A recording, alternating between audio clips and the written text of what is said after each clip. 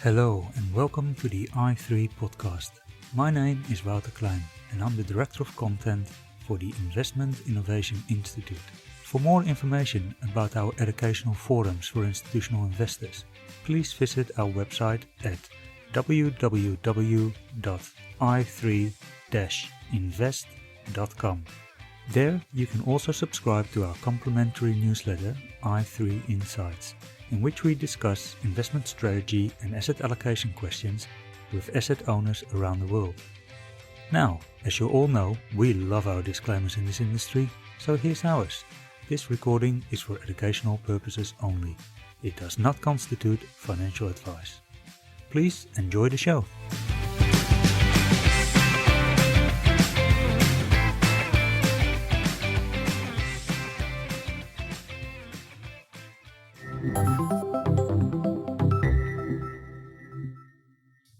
Welcome to the i3 Insights podcast. My name is Daniel Grioli and I'm the Market Fox columnist for i3 Insights. I'd like to give a big thank you to all of our listeners. Your comments and feedback are always appreciated. You can follow us on Twitter at i3invest and at market_fox. Today I'm joined by Rich Pzena. Rich is the founder, managing principal, co-CIO and portfolio manager of Pzena Investment Management. Rich founded Pzena in 1995. The firm began managing client assets in 1996 and was listed on the New York Stock Exchange in 2007. As at the end of November, the firm manages $36 billion US on behalf of clients from around the world. Rich is in Australia to talk about the opportunities in value investing, and I'm going to lob a few devil's advocate questions at him along the way. Rich, welcome to the podcast. Thank you very much. Look forward to chatting. Me too. So we usually ask our guests to tell us a little bit about their background and how they got into investing. How did you get started? Depends on how far back you want me to go. We're happy to go as far as you like. I used to sit around the dinner table and listen to my father, who was an engineer. He had a little bit of money that he had saved in his life, but he dreamed of being rich. And his idea was to do this by investing in the stock market. And I watched the trials and tribulations of somebody that hit it big, lost money, hit it big, lost money, and how that dramatically affected his personality. But I was always intrigued. What sort of investor was your dad? I'm going to say for the most part, he was a value investor until he came to the conclusion, I'm going to say 25 years ago, that electric vehicles were going to take over the world. And he started speculating in battery technology companies. And he was about 20 years too early. Yeah, exactly. Right in the direction, but off on the timing. You've had this early taste of investing, watching your father trying to pick stocks in the market. What was the next stage in your journey as an investor? Well, when I was in school studying finance and investing, I had there was a requirement that we do what was called an advanced study project. It was a mini master's thesis, I would call it. And I met two other investors who have become lifelong friends, Joel Greenblatt and Bruce Newberg. And the three of us decided that we would try to recreate the work that Benjamin Graham had originally done that was institutionalized in the Graham and Dodd intelligent investor, which basically was to buy companies that sold below their net working capital, which was a very interesting concept because what they observed was there are times when companies sell for less than the value of the working capital they have on the books minus all of their debt, assuming that their fixed assets were worth nothing. And you could buy stocks cheaper than that. And the argument was if those companies were also not losing money, they're likely to be smart investments. So in the late 1970s, we decided to replicate that study. The problem was in the late 1970s, they didn't have computers that had all the data on it. They had little books called stock guides, which we went through by hand. And we decided that we didn't have unlimited resources. So we limited our study to stocks that began with the letters A or B. But effectively, we documented that by buying companies that sold below the value of their net working capital, you could dramatically outperform the market as recently as the late 1970s. And we wound up actually having that paper published in the Journal of Portfolio Management in the spring of 1981. So my sort of upbringing from my father, but also I'm going to say now not from a non-investment perspective from my mother, who had pounded into my head from the moment I as far back as I can remember is you only buy things on sale. And there's no reason to ever pay full price. And there are people who that's their orientation in life. That was mine. So it was kind of a natural fit to have my investing style evolve that way. If I have to think back to a lesson from my mother, it would be how much for cash. I remember as a child, every shop we went into, she'd ask the storekeeper, if I gave you cash, how much for cash? But similar principle. So you mentioned working with Joel Greenblatt and who was the third Bruce person? Newberg. Bruce Newberg. That would have taken you months to put that data together. It did. And actually, it's almost comical to think about. This was at the Wharton School. They had a computer that was probably as powerful as your laptop there. And it took the whole first floor of their building, and you communicated it with punch cards, which we did. So it's not just getting the data, it's then analyzing it by inputting it in a very, very, esoteric way to interact with the computer. But it was basically a year-long project.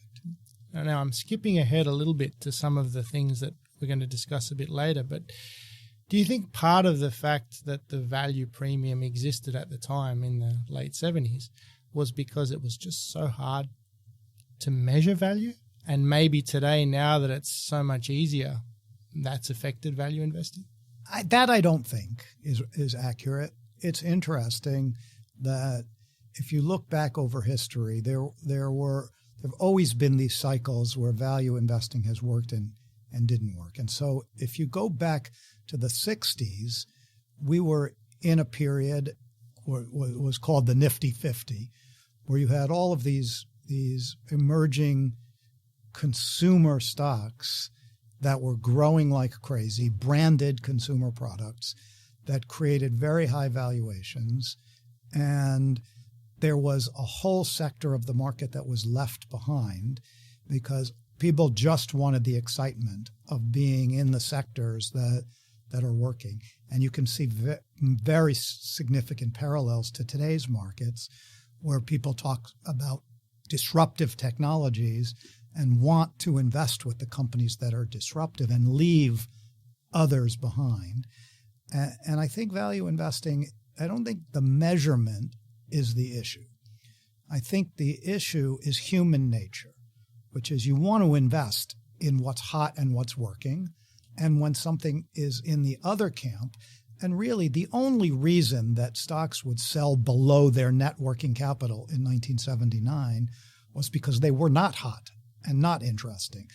And when we did our test, if you went back a decade from when we did it, the market was flat.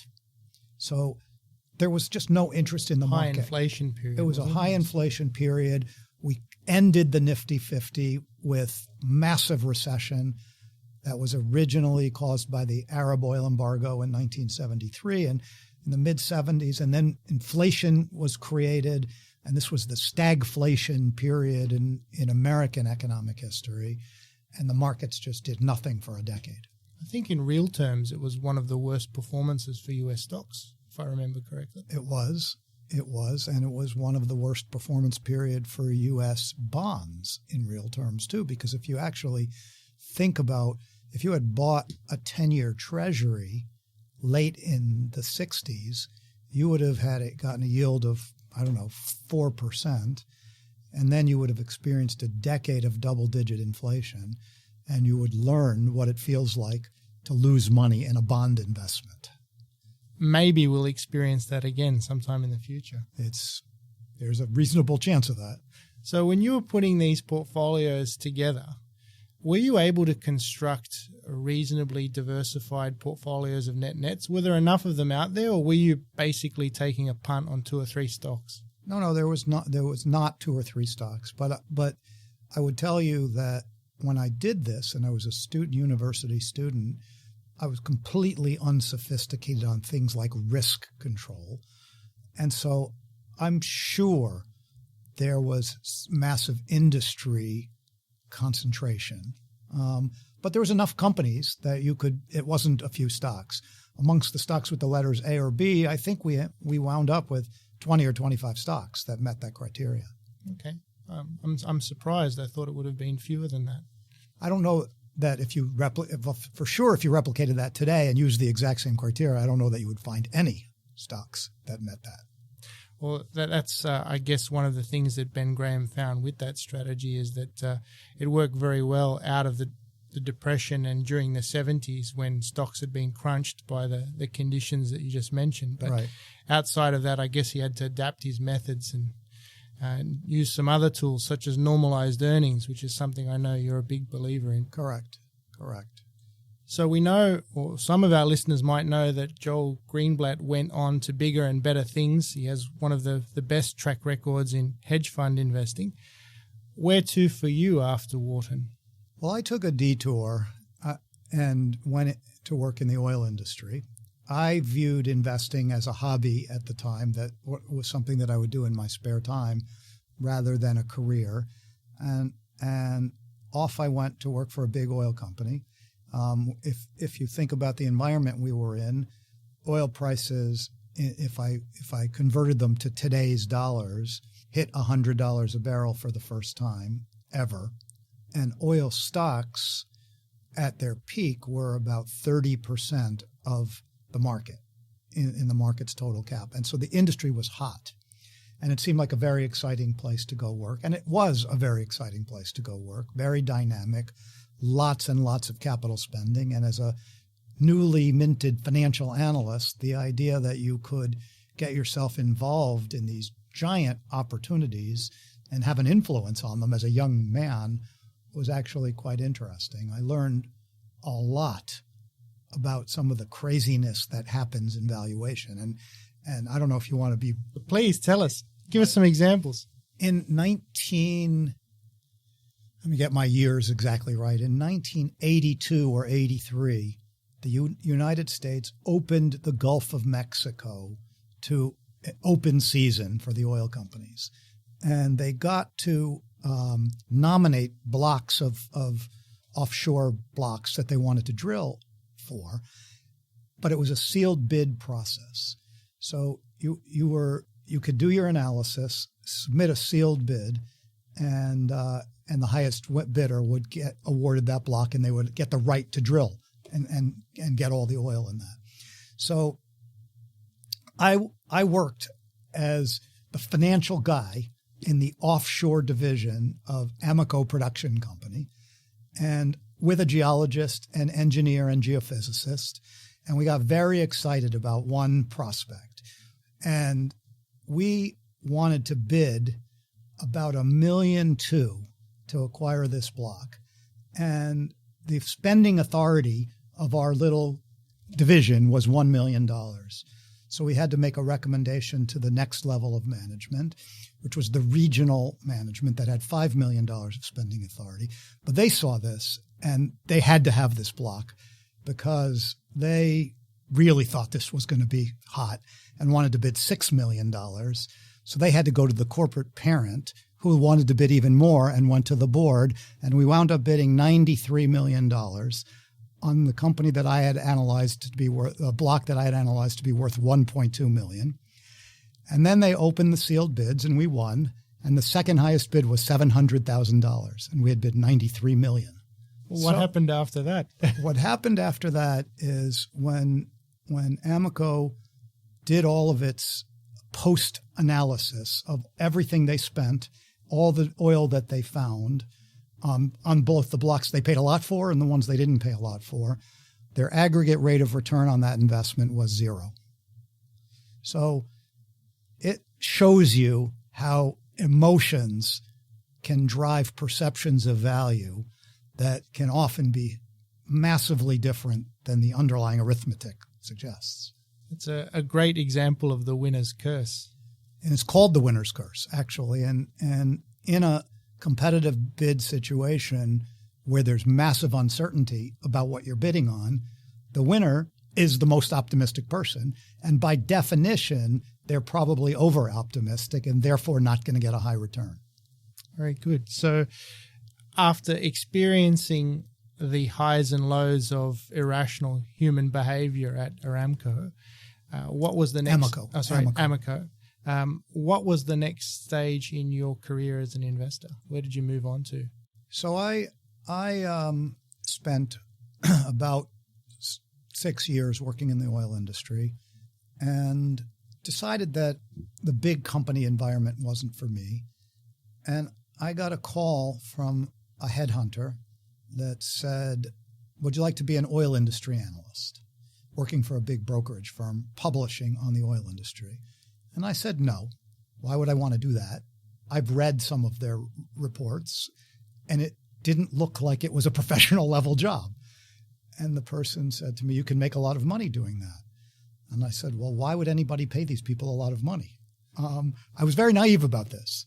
And this woman said to me, just do me a favor, meet this guy. I think you'll like him. He's coming through Chicago, which is where I was at the time. And I said, okay, I'll meet him. And I hit it off with the guy who was the former oil analyst at Sanford Bernstein, promoted to research director, trying to hire his replacement. And I wound up saying, I'll give it a shot. So I went to work as a sell-side oil analyst, publishing research on big oil companies. And I came to see how the difference between analysis that's done in a company when you know all the data versus analysis that's done by external people who are only trying to guess at the data is massively different. And it amazed me that hundreds of millions of dollars moved on what you would only call scant information. And I was determined to try and do real analysis. And I did that. I mean, I developed a whole framework for how to think about energy stocks.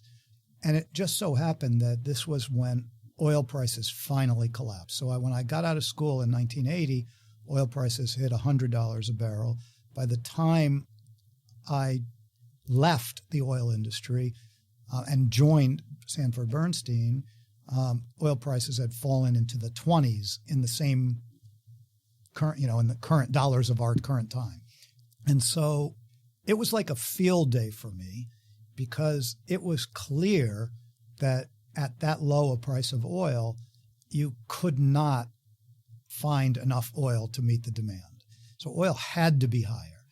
It felt to me at the time that it was almost irrefutable that that was the case. So that was my first introduction to the world of investing, where I published and told people to buy oil stocks when oil was at its like as low as it ever gets in real terms. And then it started to work. And I thought, wow, this investing is pretty cool. Being an oil analyst, though, was not the be-all and end-all, especially as a sell side, because a sell side, it's a sales job. You're not doing investing. You're trying to sell people your research and get them to like you and vote for you so that you're valuable because you're valuable for them. And so Bernstein was also an asset manager. So they were a broker and an asset manager. And I started angling to move to the asset management side. And they made a deal with me, effectively, give us enough time to get our money's worth of you as a publishing analyst, and then we'll move you onto the other side. So it came time to go, and they asked me to start up their small cap portfolio.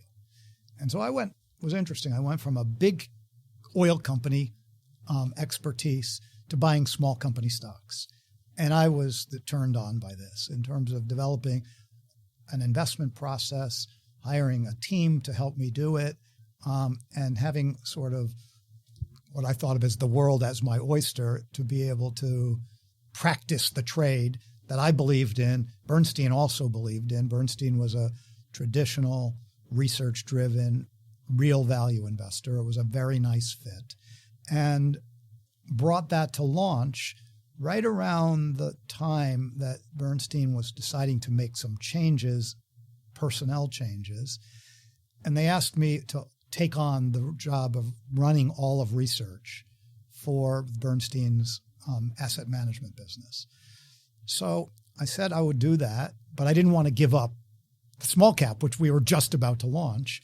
So I was able to keep that role and take on research. And then as time went on, I took on more responsibility at Bernstein, eventually becoming in charge of U.S. equity investments. And by the time I reached my mid-30s, I had spent 5 years working with a brilliant man, Lou Sanders, who's I think still reasonably well known in the Australian investment community. I think he runs his own firm. He now runs his own firm. He does. He left Sanford Bernstein. He was a mentor, and I spent 5 years of my life on a daily basis with him. And I decided I wanted to do this on my own. Now, part of it is personal dream. I'm going to say most of it is personal dream.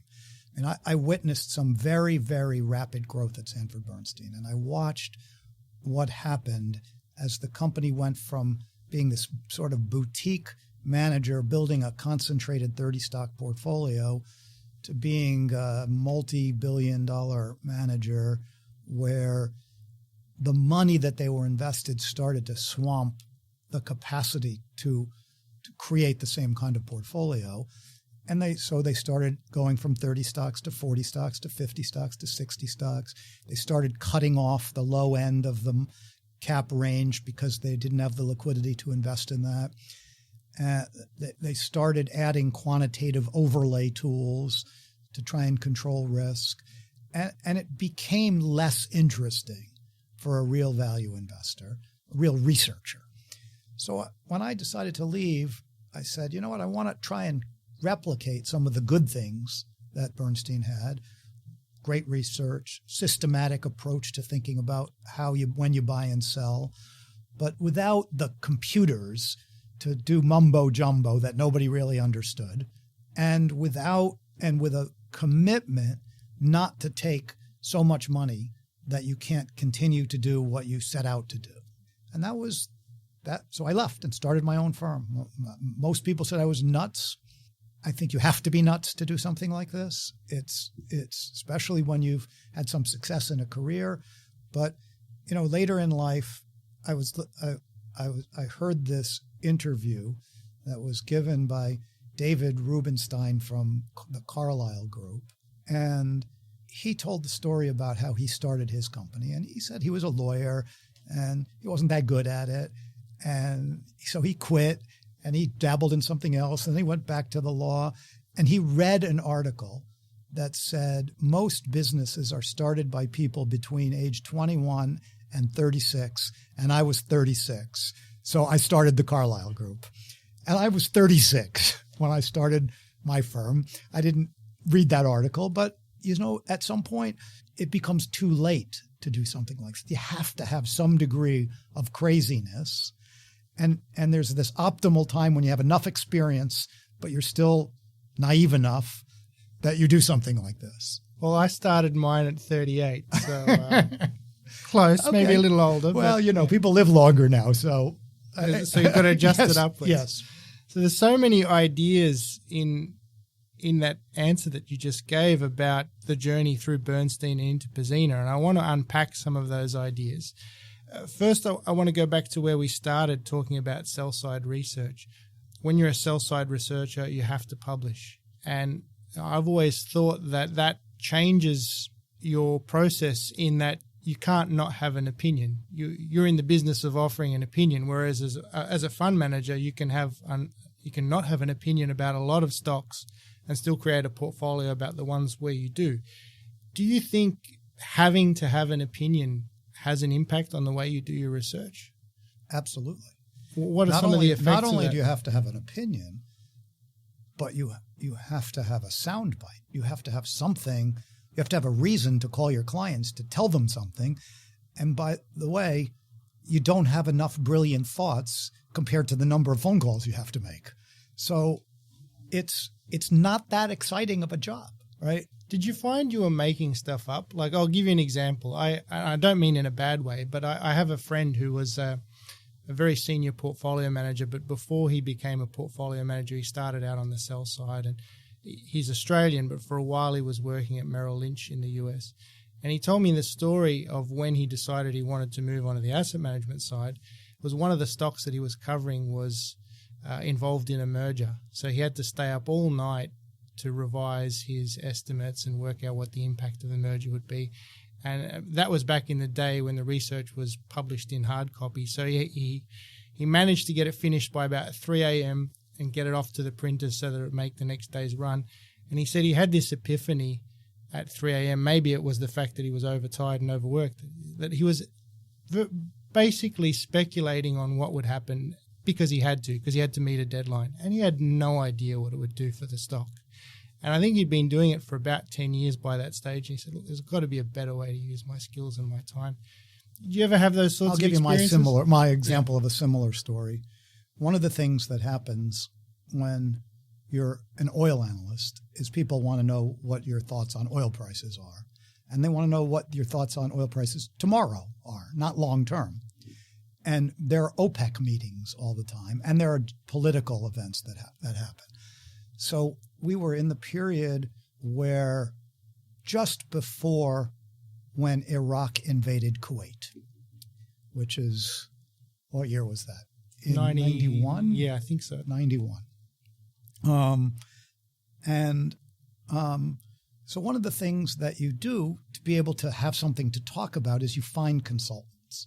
So I found this guy who was an Israeli, I only can think Mossad agent or something, but he was an intelligence analyst, let's call him that. And he was an expert on Saddam Hussein and Iraq. And I had him come to the United States, and we talked for a lot. And he told me that there's no chance Iraq's going to invade Kuwait. And I stood up in front of our trading desk and sales course and said that and told everybody to call their clients and tell them that. And the next day, Iraq invaded Kuwait. And I concluded, this is not for me. Did you get any strange calls from clients after that, or did people give you a bit of flack? Or? In the end, you realize that you're mostly in the entertainment business at that point in time. And the idea that that's the way that you should invest, it seems particularly silly to me. Another idea I wanted to come back to in your last comments was I detected a little bit of skepticism about quantitative investing. And I wonder if that relates to a story that I heard a few years ago. I was actually lucky enough to be in the class at the Columbia Business School in the summer value investing program. And Bruce Greenwood, who I believe is a good friend of Lou Sanders, was telling a story that Bernstein used to run a quantitative US value portfolio. And I think it was largely based on price to book and a couple of other things. And he said that Lou had told him that the quant team every year had discovered what they thought was the factor to add. And every year they tried a different factor that and in all cases, the factors did really well in sample and then just detracted value out of sample, and they would have just been better off sticking with price to book, and I think they had a little bit of momentum in there as well. Is that... Well, look,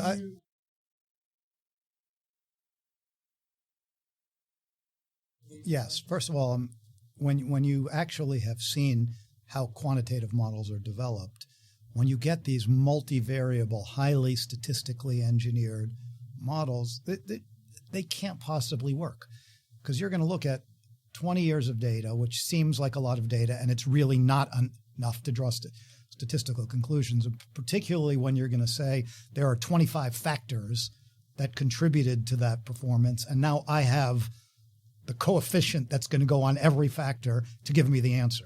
And when you hear people describe that that's what they do, I just shut it down, right? I tune out. First of all, and I hear all the time, I get questions all the time, can't we replicate what you do with a factor model? And my response to that is value is not a factor. Price to book is a factor. Price to earnings is a factor. Value is a philosophy. And if you try to do it with accounting factors, you referenced this, well, maybe that was when we were talking before we were recording, but if you rely on accounting factors to determine what cheap is, you can really mislead yourself. Here's an example. Price to book work. I can show you the data that says for 100 years, buying low price to book. 4% a year, I think it is the historical spread. Correct. And after, I don't think the data goes quite back 100 years, but it's close now. And, if you make 4% a year better than the market after 50 years, you have 10 times as much money. I mean, that's the wonders of compounding. It's spectacular differences. But if you don't have thought involved, here's an example. In this most recent commodity meltdown from 2014 to 2016, every commodity stock screened on price to book. The problem was the book value was flawed.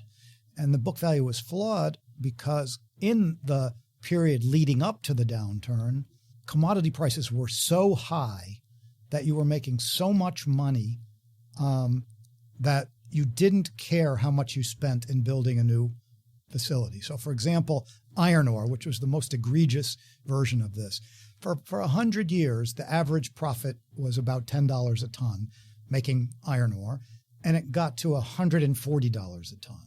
So you're making 14 times what was normal. And with that arithmetic, if you developed an iron ore mine, you'd get all your money back in 1 year. So what do you do if you're in that business? You say, hurry up. That's what you do. You do a Fortescue. You lever up and go for it. Right.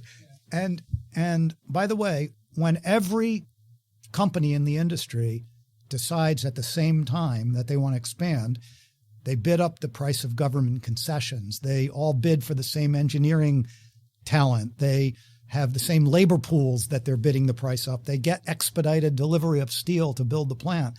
And when you see what happened, you could spend 2 to 3 times what was normal to build the plant. And that's now capitalized as your book value. It shows up. This is your book value. And in a normal environment, you could build the same plant for half the price. So the fact that it's selling for 50% of book value is meaningless. The computers don't know any of this stuff. And by the way, it's not brilliant research to figure it out. It's just taking your time and studying it. Anybody could have figured this out if you spent a little time. So to me,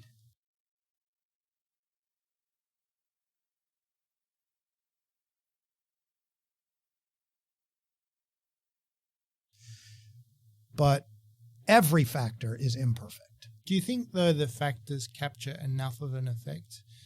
Or by that, what I mean is, if you can invest in the factor, say, for a fraction of an active value strategy, but the factor captures most, maybe not all, but most of the value premium, if you believe in that, do you think that's a worthwhile trade? Well, yeah, sure. It's hard to argue that it's not a worthwhile trade. The question is, can you add value over and above a naive factor that more than pays for the fee? Has to substantially more than pay for the fee, because it's not going to always work, and you have to take the chance that it doesn't work. And my feeling is that a factor, a system, I'll call it a system, combined with some human judgment is better than just the system itself and pays for the incremental fee. In a world where people are highly sensitive to fees, they've become more and more skeptical about that. But I think most of the skepticism is driven by people who built big businesses and then really struggled to outperform because their businesses were so big. And you can't beat the market by being the same as the market. You can't.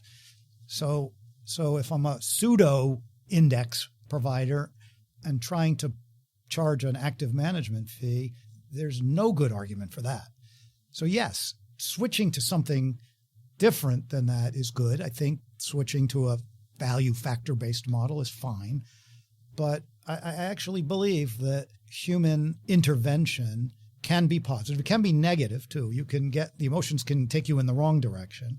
So you have to have the right personality to be able to dispassionately look at things and try and tune out the noise of what you're reading in the newspapers. I was interested to hear you say that you would hope that the human intervention should be able to deliver incremental return over and above the factor. And I know that you've done some work in your firm to see whether or not your portfolios are doing that. But I remember back to when I was more active in manager research, that was often my first question in a manager meeting was, well, your portfolio construction process starts with some sort of screening process. If you were to just take your initial screen as a portfolio, which is essentially what a factor portfolio is, it's created using some sort of metric to screen the universe. Do you outperform that? And it never ceased to shock me that the majority of managers hadn't even looked at that question. Right. I've always wanted to know the answer to that question. Me too. And so we do look at that. We've compared our performance against a low price to book, simple low price to book model. And there are times when you add a lot of value. There are times when you don't get it right either. But the last 5 years has been a great example of where low price to book just hasn't worked at all. And I think the last 5 year period would have paid for a lot of mistakes that you had made in prior years. Okay, so before you started your firm, what was it like to have to tell Lou that you were leaving? Well, it's interesting because Lou came to me before I told him I was leaving, and he said, "We'd like to make you the global head of research." I was the U.S. head of research. And I said to him, "I quit." Bet he didn't see that coming. And I basically said, "I can't accept this, Lou, because I'm flattered, but I really have this dream that I want to go do this on my own, and so I'm going to decline." He didn't believe me, actually. So he just said, "Yeah, right, go back to your office." Do you think you're playing hardball or something like that? And then, it turned out I was serious. Look, Lou, I was always amazed at how Lou glowingly spoke about the people who left Bernstein and went on to successful careers. I never got that. I said, "Lou, why not keep them instead of being happy that they left?" He told me, "Look, one great way to attract people to your firm is if they become successful, both either in or out of your firm. It doesn't matter." Okay, I sort of saw that. But he took more like fatherly pride. I get that now, because now I've experienced that, where some of the people that I started with 20 years ago have left and gone on to be successful investors. And you sort of do feel that kind of pride. It's not like you can't create an environment that is going to satisfy everybody's personal needs. And if some people have this drive or dream to try and do something on their own, you really do wish them the best. And to some extent, it validates your own thinking that somebody's trying to copy you, right? And I'm You've sure raised the little clone.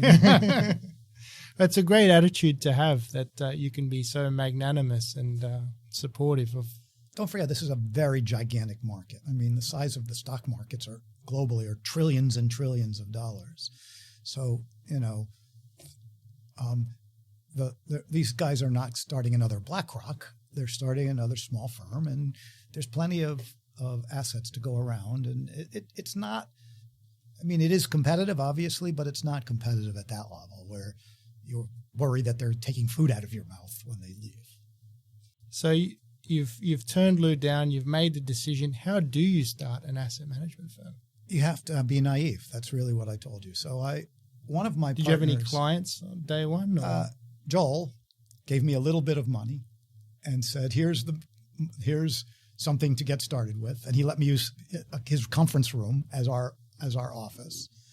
But what really happened was one of my Bernstein partners said to me, I have a friend who's a woman who ran back office operations for like 20 years and is not happy with her job.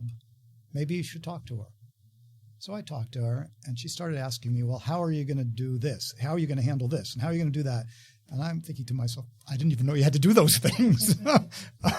When you're in a big company and you say you want to buy a stock, it just sort of happens. It happens. It's like when you live at home and your laundry just magically disappears and Correct. comes back clean. Yeah. Correct.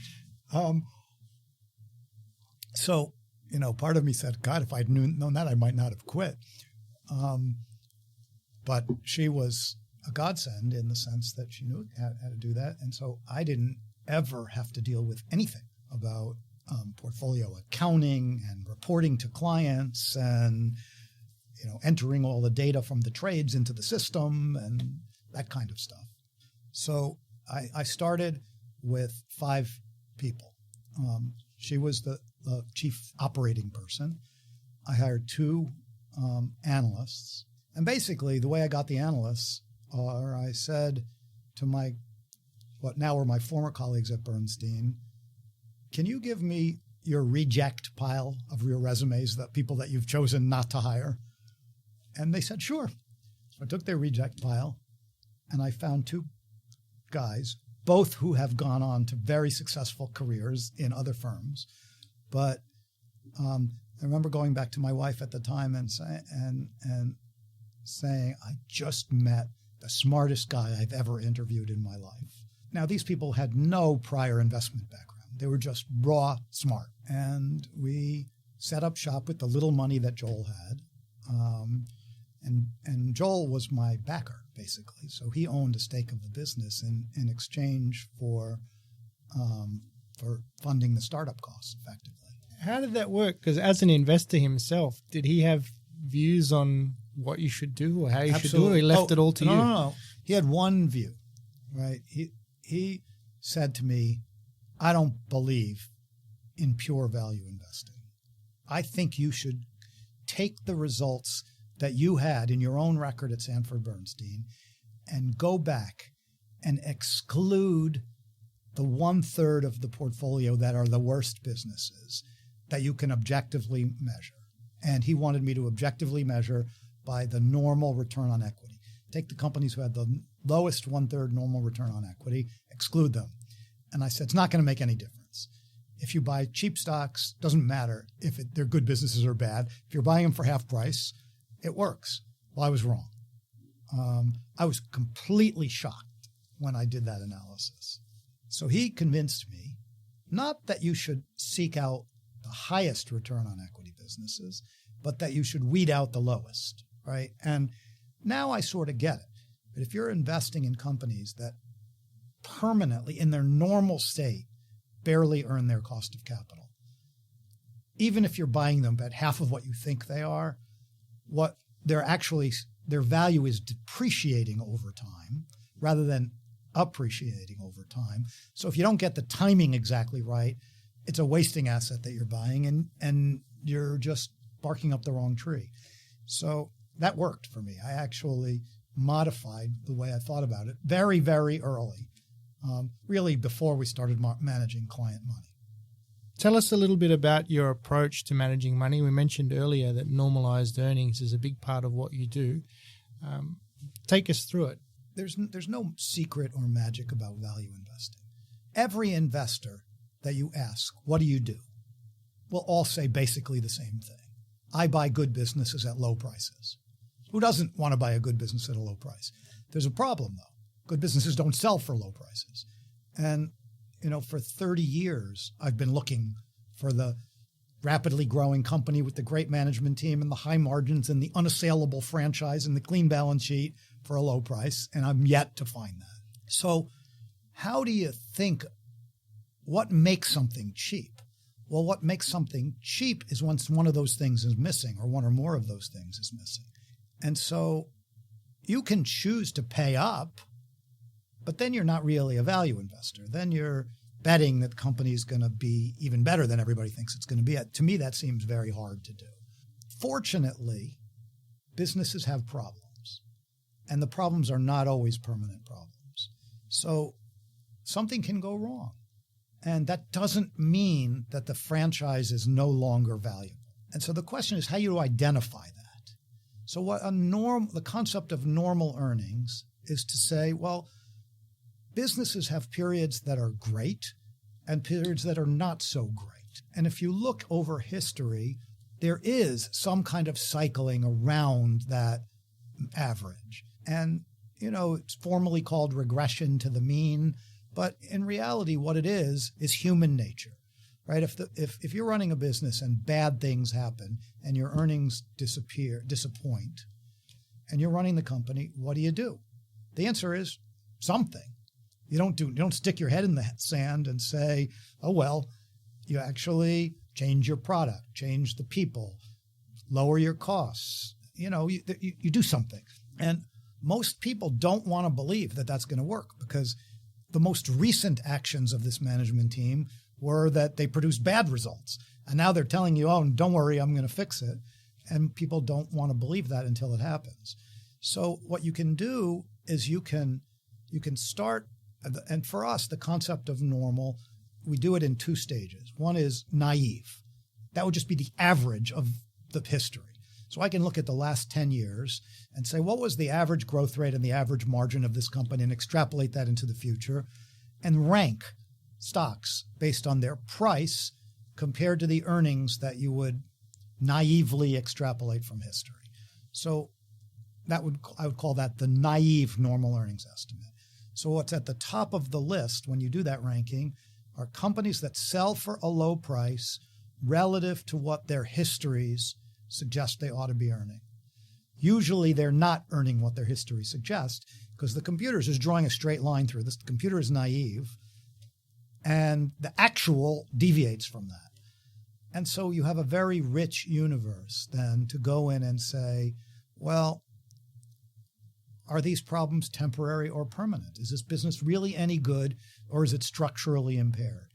And you want to, and in truth, it's uncertainty about that creates value. Value is created because you don't know what's going to happen. And nobody wants to invest when they don't know what's going to happen. They want certainty before they invest.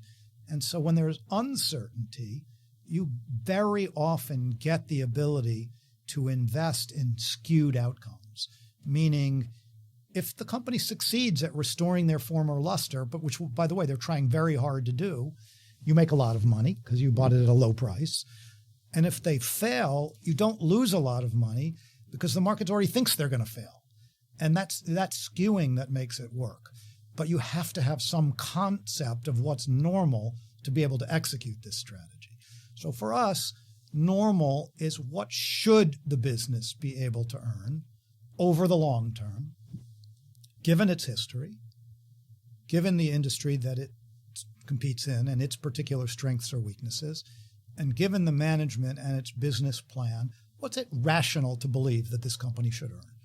And then you want to buy at a low price relative to that. But you also want to buy to make sure that if they blow it, they're not so financially levered that they're going to go out of business, because you don't want the downside case to be zero. You want the downside case to be, well, I'm not going to make any money. The ideal situation is you break even in the downside case and you make a lot. Now, you don't get that many of those opportunities, but they come. And the market's giving you those today because the market's very, very pessimistic. Potential disruption.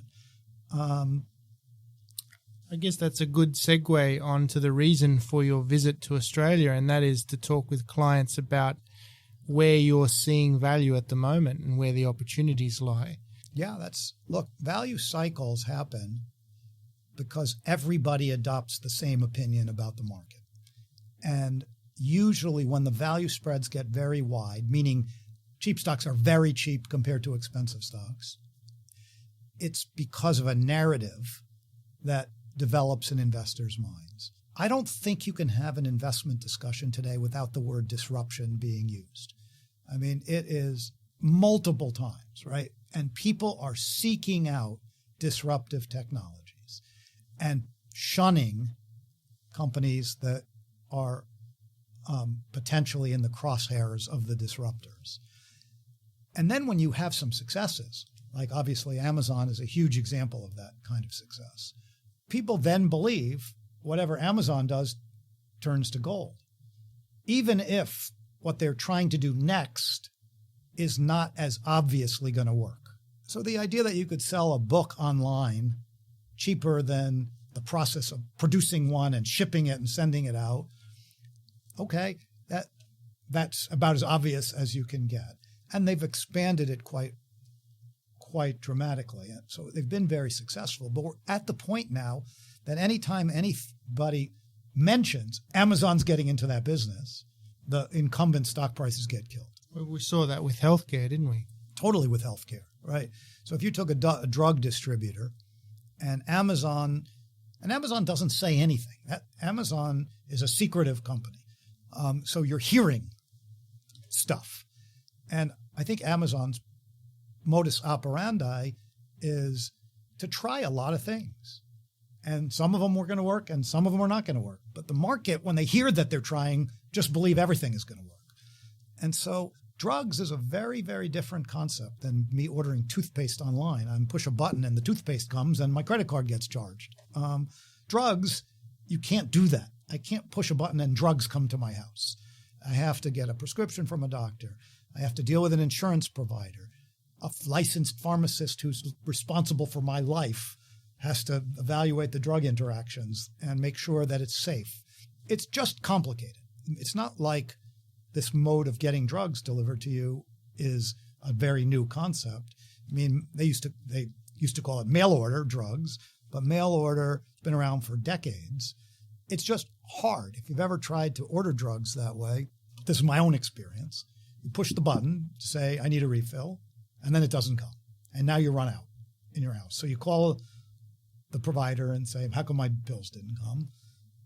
And they say, well, we had to reach your doctor, called them 3 times. They didn't return the phone call. Can you please call your doctor and tell them to call us? By then you're getting infuriated about this. And you say, you know what, I'm just going to go and get it myself.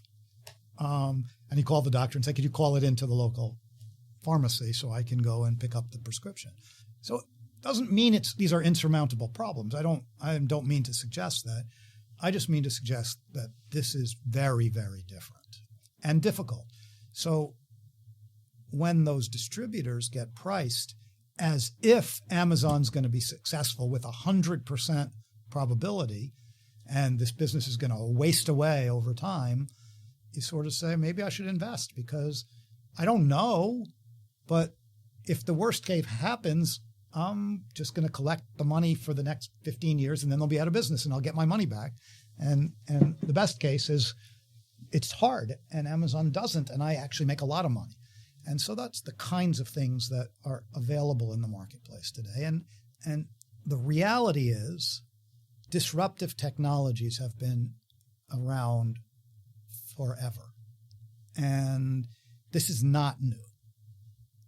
Very, very often, the incumbents are the beneficiaries of the disruptive technology. It's not always the new guy on the block who comes up with, Alipay, and therefore we don't need a bank. If you take banks as a great example of where this has mostly played out already, most of the technology is being adopted by the incumbents. I had a very interesting conversation with the CEO of Citibank a year ago, and he described this situation where he said, 4 years ago, I used to have these 26-year-old CEOs of startup fintech companies coming into my office and saying, I'm going to put you out of business. And I say to the person, good luck getting your banking license, But what I'd really be thinking is, you seem like a very bright young man with interesting technology. Why on earth do you want to start a bank? It seems about the dumbest idea you could possibly have. Today, I have a new crop of 26-year-old CEOs lined up outside my office to sell me their technology because they figured this out. The government is not letting go of banking. And by the way, a bank's value comes from the deposits it gets. So the question is, if I have better technology and I'm a trusted brand, am I better at deploying that technology than somebody 26-year-old kid off the street who has a software package? And the answer, I think, has been resolved already. And I think those kinds of things, we're seeing that maybe in the auto industry, right? You have Tesla with interesting technology on batteries and on systems integration, and then they decide to make cars. That was the dumb idea. Have you seen the Bloomberg video on that? I have not. So Bloomberg had this clip that they published recently where they used a research group, I think they're in Detroit as well, and they specialize in buying cars, stripping them down literally to the bolts, and then creating reports for their competitors on what goes into the car. Yeah. And they were interviewing them because they stripped 3 Teslas down to the bolt.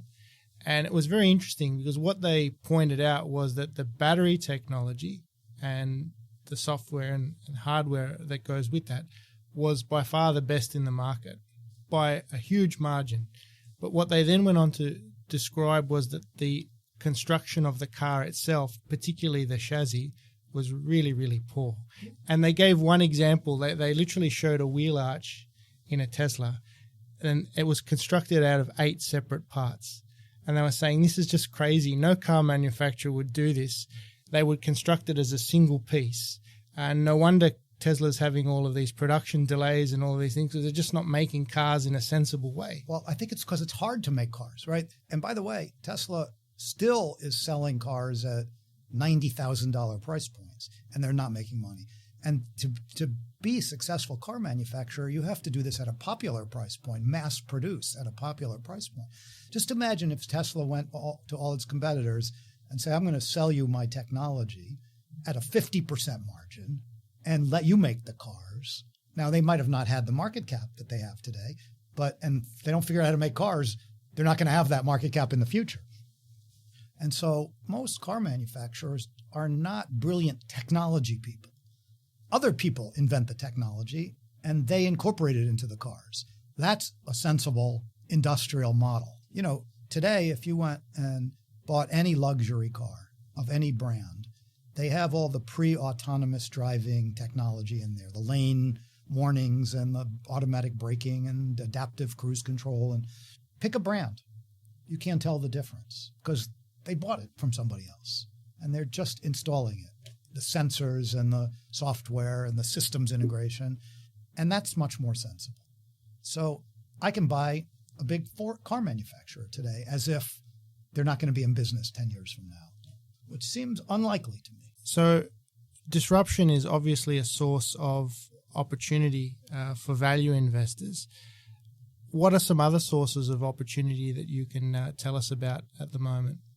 The other major opportunity is the market's preoccupation with the next financial crisis and the next economic downturn. And that's really become evident in the last 6 months, where part of it is tied to Trump's trade war. But we all have sort of gotten to this belief that this economic expansion has gone on for a long time, and therefore the next thing that has to happen is a recession. The problem is the magnitude of the expansion is over the entire last decade globally is not materially above the long-term sustainable trend rate for economic growth. So we didn't build up any excesses in the economy. So the idea that we should have a recession and it's going to look like the last one, that's exactly what's in people's minds, seems as far-fetched as anything. Now, I know when you're having an economic downturn, the last thing anybody wants to do is buy banks. So they all sold off the banks, right? But And banks do make mistakes. They have a history of making mistakes. They never have a history of making the exact same mistake the same thing they did the last cycle. And that's what everybody's believing is going to happen, that there's going to be a massive credit cycle because they're lending too much money to private equity firms or whatever. And so there's been an overreaction to a potential economic downturn where stocks that were not expensive to begin with took a big leg down and are now selling kind of at all-time lows on an absolute basis now compared to things like current earnings, current cash flow, sales, book value, any metric that you care to use. And so those are the two main items that are creating opportunity today. Just want to ask you two quick questions that we ask all of our guests. The first one is, what lessons did you have to learn the hard way? And the second one is, what tips can you give investors and listeners of the podcast to improve their investment decision making? The biggest lesson I learned in my life was value investing and excess financial leverage are not good bedfellows. You don't want to be messing with things that have the chance of going bankrupt, because even though they appear to be very cheap, you're gambling at that point in time. And you can convince yourself if they return to normal that you're going to make 10 times your money. And if they do return to normal, you are going to make 10 times your money. But the odds are that you're fooling yourself. And so you have to be cognizant of that. And really, the advice that I have to investors is develop some kind of systematic discipline, stick to it, and just have common sense and apply it to that. Don't say, my goal is to pick what stock's going to go up next, because then all you're doing is trying to guess market sentiment as opposed to thinking about what's something worth. And if you change that mindset and apply common sense to it, you don't have to be a professional to make this work. Rich, thank you very much for your time, and hopefully we can have you on the podcast as a guest in the future. I very much enjoyed this, and I look forward to that invitation. Thank you for listening to the i3 podcast. For more information, please visit www.i3-invest.com. Thank you very much.